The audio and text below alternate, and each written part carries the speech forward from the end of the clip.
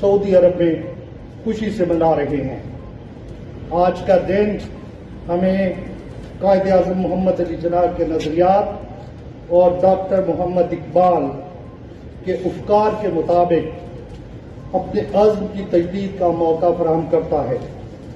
بانی پاکستان نے پاکستان کے حصول کے لیے انتھک جدوجہد کی تاکہ بر صغیر کے مسلمان انگریز کی غلامی اور ہندوؤں کے ظلم کے خوف سے آزاد ہو کر ایک آزاد مملکت میں اطمینان کے ساتھ زندگی بسر کر سکیں۔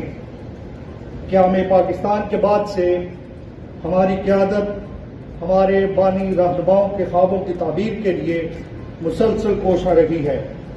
ہمیں فخر ہے کہ عوام اور قیادت کی انتھک کوششوں کی بدولت آج پاکستان اقوام عالم میں ایک ذمہ دار اور مضبوط ریاست کے طور پر جانا جاتا ہے۔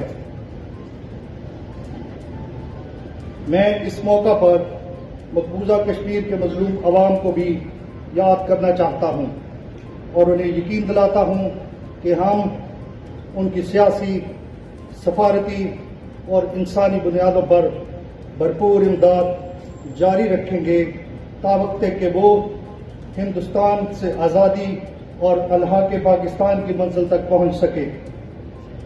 سعودی عرب اور اس کی قیادت کو پاکستان کے دلوں میں ان کی حرمین کی خدمات کی وجہ سے ایک خاص مقام حاصل ہے۔ پاکستان اور سعودی عرب ہمیشہ ایک دوسرے کے شانہ بشانہ کھڑے رہے ہیں اور دو طرفہ تعاون کو مسلسل فروغ دے رہے ہیں۔